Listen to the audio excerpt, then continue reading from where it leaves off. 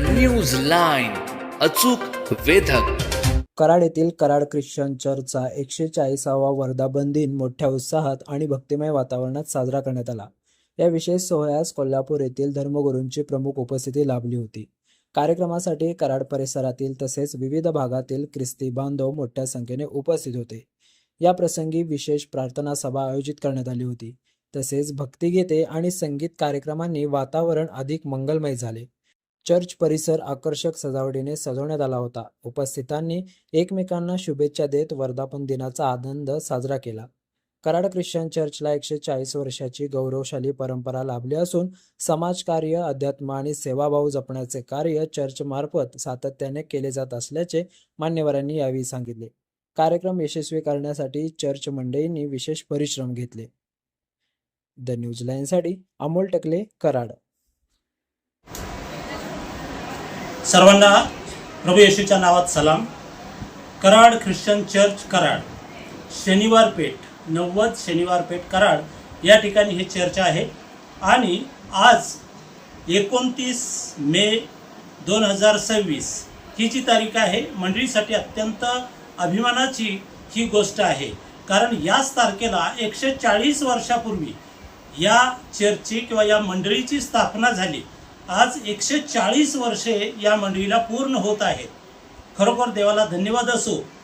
त्यावेळेस 140 वर्षापूर्वी कराड हे खेडेगावसारखं एक गाव असेल, परंतु त्यावेळच्या काही मिशनरी किंवा काही ख्रिश्चन व्यक्तींना या ठिकाणी या चर्चची स्थापना करावीशी वाटली आणि सुरुवातीला या ठिकाणी काही प्रतिसाद नसेल तरी देखील विश्वासाने त्यांनी या ठिकाणी या मंडळीची सुरुवात केली आणि बघता बघता 140 वर्षाचा प्रवास मंडळीनं केलेला आहे. देवाला धन्यवाद असो. देव या मंडळीच्या जीवनात कार्यरत आहे. जसा कराडला काही सुंदर असा इतिहास आहे. मी सकाळी वर्धापन दिनाच्या निमित्तानं आज जो कार्यक्रम झाला त्यामध्ये सुरुवातीला उपासना, एक मोठी उपासना झाली.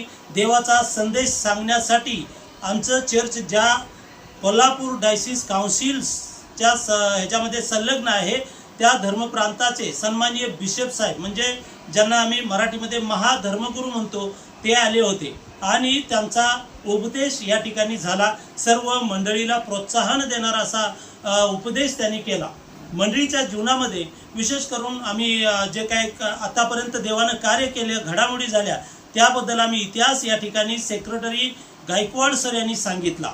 आणि खरोखर गेल्या 140 वर्षात, परंतु पाठीमागचं जास्त काही आम्हाला माहीत नाही, परंतु गेल्या 60-70 वर्षामध्ये ज्या या चर्चमध्ये जे जे धर्मसेवक आले त्यांनी सेवा केली. स्थानिक लोकांनी अनेकदा या ठिकाणी प्रतिसाद दिला, देवाचा आशीर्वाद घेतला.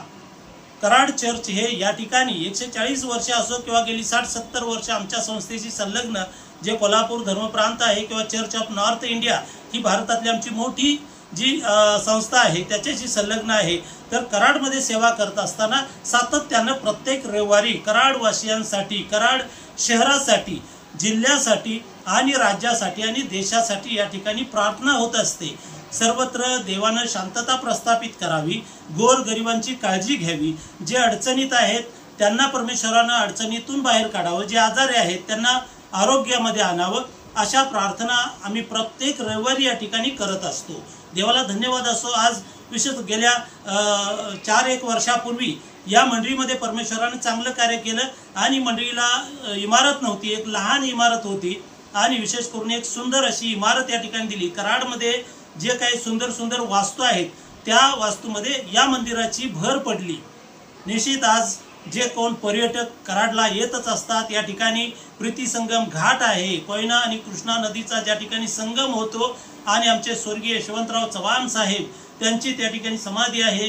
देवाला धन्यवाद असो. त्यांनी देखील आमच्या मंडळीसाठी, या चर्चसाठी जाण्यापूर्वी निश्चितच या ठिकाणी भरीव कामगिरी केलेली आहे.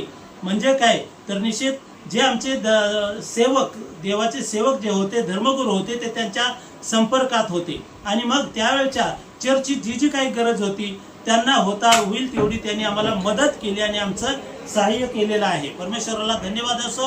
आज 140वा वर्धापन दिन साजरा होत असताना हा उत्तम असा दिवस परमेश्वरानं साजरा करताना सहाय्य केलं. भरपूर लोक आले, आमच्या मंडळीतून असो, आमच्या आजूबाजूच्या परिसरातून असो आणि आमच्या धर्मप्रांतातील वेगवेगळ्या मंडळातून या ठिकाणी लोक आले आणि या कार्यक्रमाची शोभा वाढवली. परमेश्वरानं मंडळीचा आनंद द्विगुणित केला.